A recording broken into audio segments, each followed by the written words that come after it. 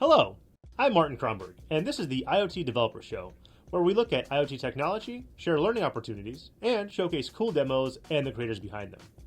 In this episode, we talk with Stuart Christie, an IoT evangelist here at Intel, as he walks us through two demos showcasing the Movidius Neural Compute Stick. Stuart, thank you so much for joining us today. Do you want to tell us a little bit more about yourself? Sure. I'm an IoT evangelist like yourself, Martin, and I'm the hardware guy in this software group. On a personal side, I'm interested in robotics and photography, and this is a sort of a photography example here we're going to be showing. Fantastic. Well, I'm really interested in this demo. Do you want to tell us a little bit more about it?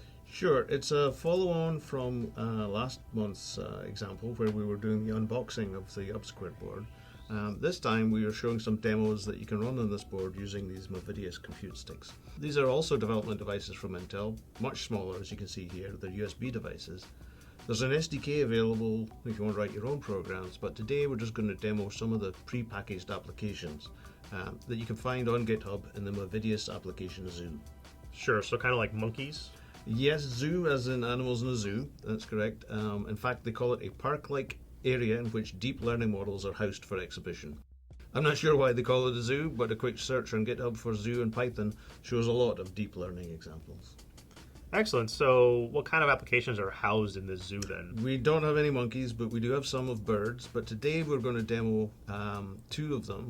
We'll feature you and me in the zoo using a USB camera to do object recognition.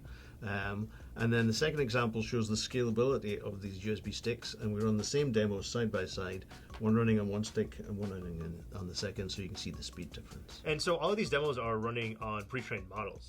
Exactly. The first one, using the webcam, has been trained on a selection of objects.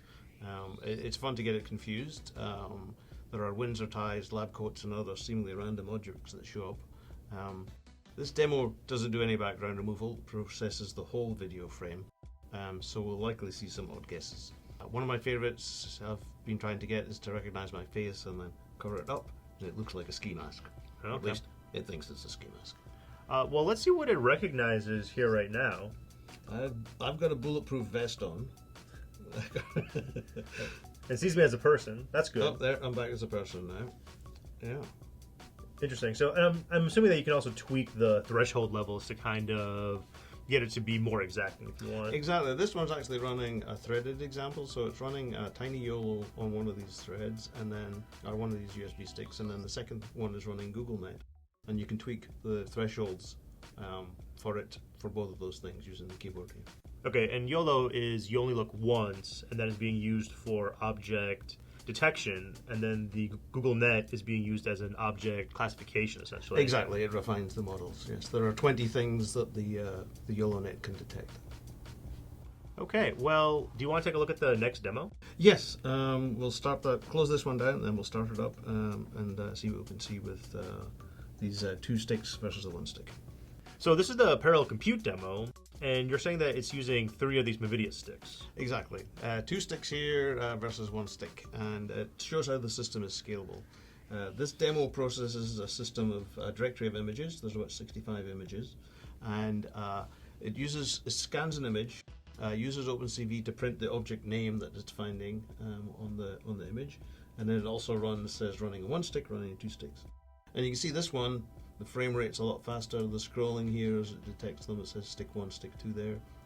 Yep, stick 1, stick 2. And then this one's running on stick 0. So this shows the scalability. You can add as many sticks as you really need for your application. Okay, and can I add any photos to this database, or is it only trained to recognize these 65? No, you can add as many photographs as you want. I've run it on my own directory of photographs, so that works fine. But obviously, they've trained it to recognize certain devices. So, if I've got a cathedral photograph and they haven't trained it to find a cathedral, it's not going to find it. It might say that it's a porcupine or something. Porcupine or a dog, yes, because it does do probabilities. This is what it thinks it is. Right. So how's it actually doing the parallel processing? It's simply doing a ping pong, alternating between the sticks, as all 3 sticks are loaded with the same detection algorithms. I've seen other demos where the controlling program polls the sticks and looks for a free stick to use. That's a better algorithm to use, for example, if the time to recognize something is indeterminate from, say, example, a live video feed. Okay. Is there a limit to how many sticks you can use in parallel? Not really. A USB port, so the USB 3 port can support 4. I believe that's the bandwidth limit on the port. We've got a photograph we can show you on the screen right now. It's got 8. It's a bit of a problem to move. It has an external PCI to USB card running on an extender. No, it's unwieldy, but you can use it. Okay.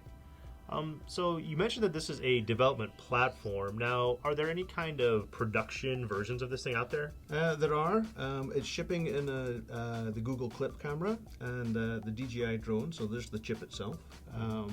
There's also a hardware developer kit, which is a bit more, look like a regular PCB for doing some software development on. I think this is a great platform for developers that want to get into computer vision. And thank you so much for coming down here and showing it off to us. Well, I've enjoyed showing it off. Thanks very much for inviting me. In February, Intel Technologies will help fans experience the Olympic Winter Games Pyeongchang 2018 with the latest innovations in virtual reality, 5G, drones, and gaming. Check out the links to learn about Intel at the Olympic Games. Thanks for watching the IoT Developer Show. Don't forget to like and subscribe, and remember to check out the links provided to learn more. Thanks, guys.